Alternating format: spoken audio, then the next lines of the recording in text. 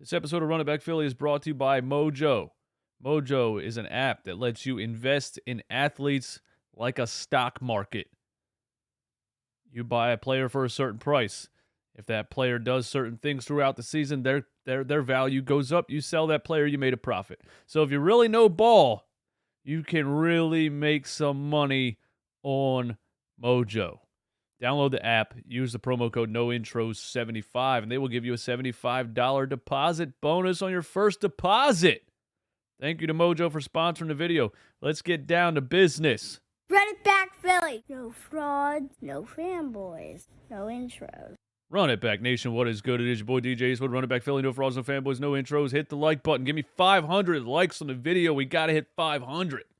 Subscribe to the channel. All that good stuff. Watch Sixers Heat with us tonight on Playback TV. Playback.tv/runitbackphilly. If you're not in there, you're going to be in there soon. There's some big news coming for Playback. They are about to take over the sports streaming market game, whatever you want to call it.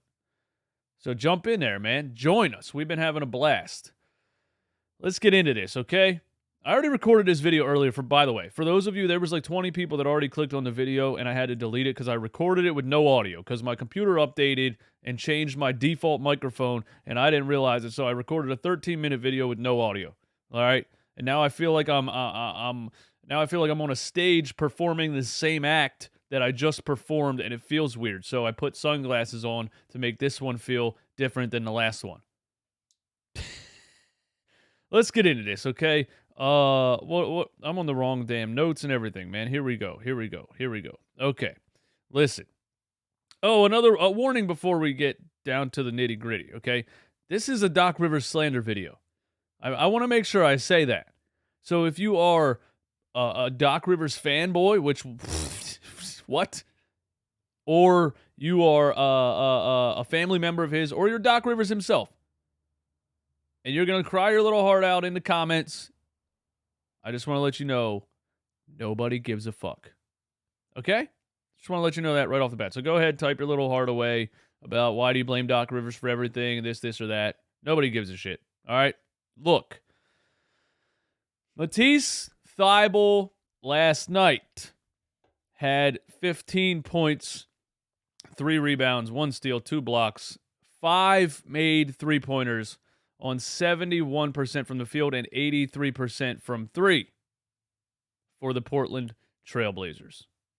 Charles Bassey last night in 21 minutes had 7 points, 10 rebounds, 3 blocks, 1 steal. All right? What do these things have in common?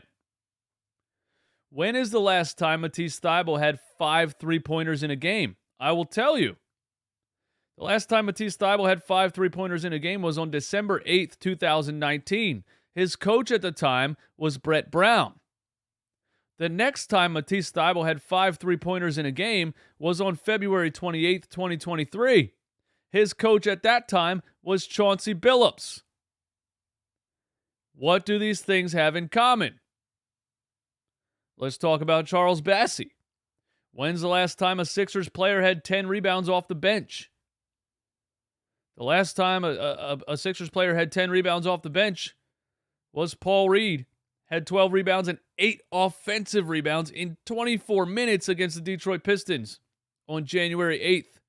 Paul Reed has not played anywhere near 24 minutes since that game. What do these things have in common? Let's continue.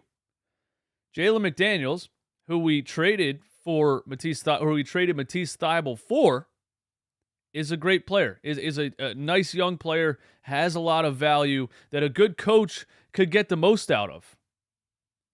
Jalen McDaniels' last 5 games for the Charlotte Hornets off the bench, he averaged 9 points and 4 rebounds, including a 15-10 game and a 14.4 rebound, 4 steals game off the bench.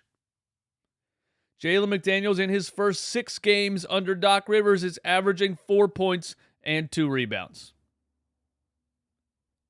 The last game Jalen McDaniels played a couple nights ago against the Miami Heat, he had only 10 minutes off the bench, Then he had 4 rebounds and 3 offensive rebounds. To put that into perspective, Joel Embiid was the only other player in that entire game with 3 offensive rebounds, and he did it in 33 minutes.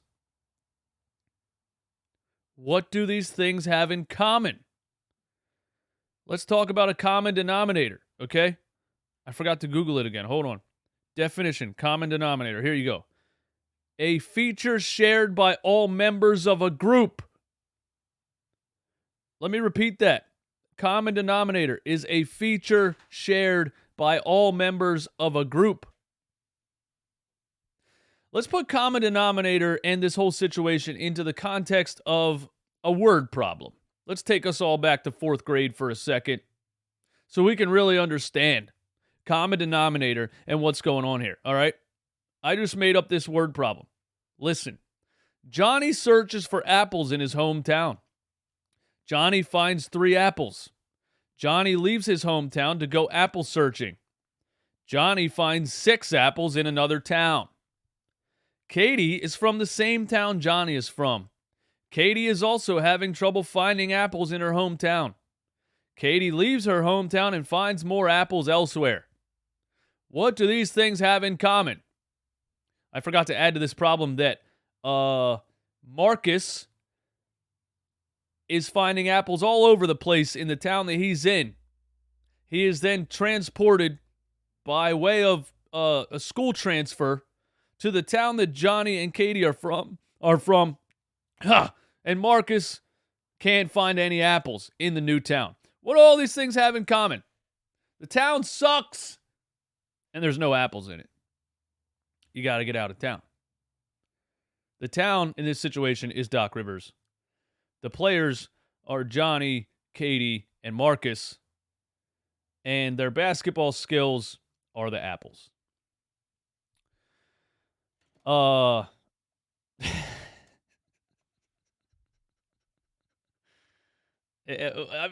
else can you say?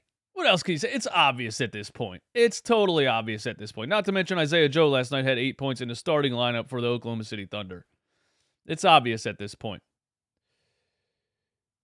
Doc Rivers will run this team into the ground once again.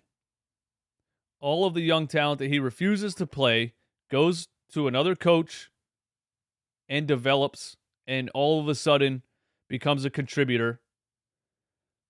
Players come from other teams. They were contributing. They come into Doc Rivers' system. They no longer contribute at that level. The common denominator is Doc Rivers.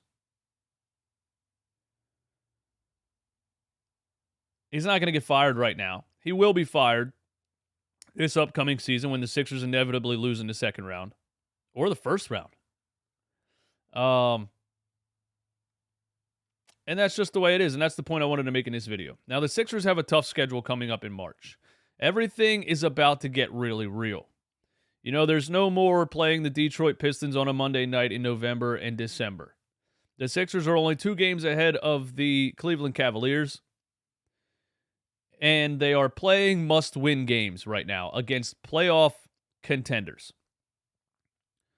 They lost to the Boston Celtics. They lost to the Miami Heat. They have the Miami Heat tonight. They have the Dallas Mavericks tomorrow. They have the Milwaukee Bucks on Saturday. If the Philadelphia 76ers continue to falter against contending playoff teams in this brutal schedule, they could fall to the 4th or the 5th seed in the East. And Doc Rivers would be on his way out of the door before the playoffs even begin, because it's obvious what the common denominator is. Now, my last point I want to make in this video is that all of the fanboys and sports writers in this town and people that just have to keep a positive attitude for this team, the people that the sports writers that consistently put things on Twitter saying stupid things like, the Sixers are about to be a 50-win team for the 3rd year in a row, and the fan base is angry. Why is everyone in this town so negative on this sport? They haven't won for 40 years. Shut up. They've been a 50-win team for 5 years in a row and haven't gotten out of the second round. Why do you think nobody cares? Why do you think nobody's on top, standing on a mountaintop saying the Sixers are great, this, and that? Why do you think?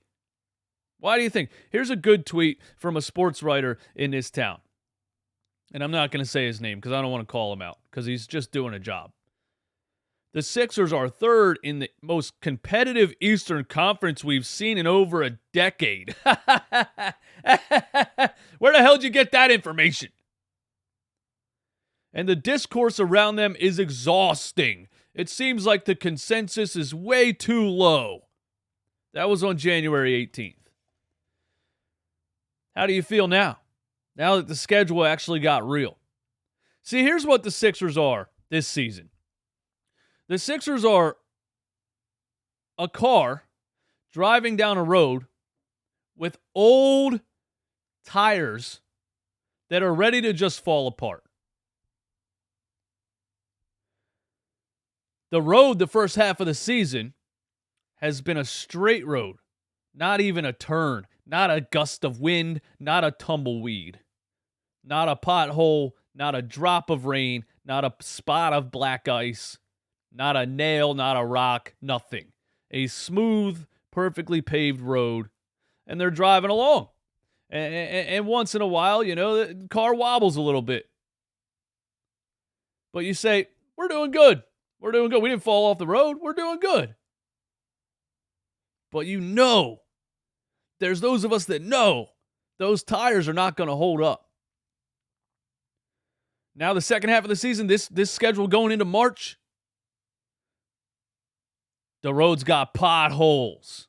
The road's got rocks, nails. The wind's blowing. It's a freaking tsunami. It's hailing. The windows are shattering in the car. There's nails all over. There's a spike strip. There's a roadblock by the state police with a spike strip.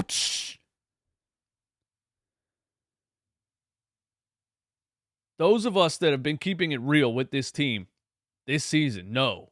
Those tires on this road in the month of March are going to go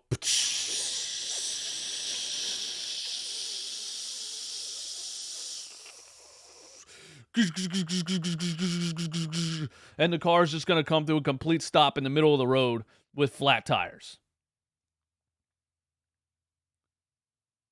This shit's obvious. Stop lying to yourself. Doc Rivers got to go. The bench is terrible. I mean, let's look at it this way. Why do sports writers like this continue to say things like this, ignoring the deficiencies of the team? Why is the consensus so low? The discourse around this team is exhausting. They are bottom of the league in rebounding. They are bottom of the league in protecting the rim. They are bottom of the league in bench contribution. They are bottom of the league in transition defense. They're bottom of the league in pace. You can't contend for a championship being that bad at those specific categories. Those of us that actually watch ball and see what's going on, we know what's coming. We know those tires are about to...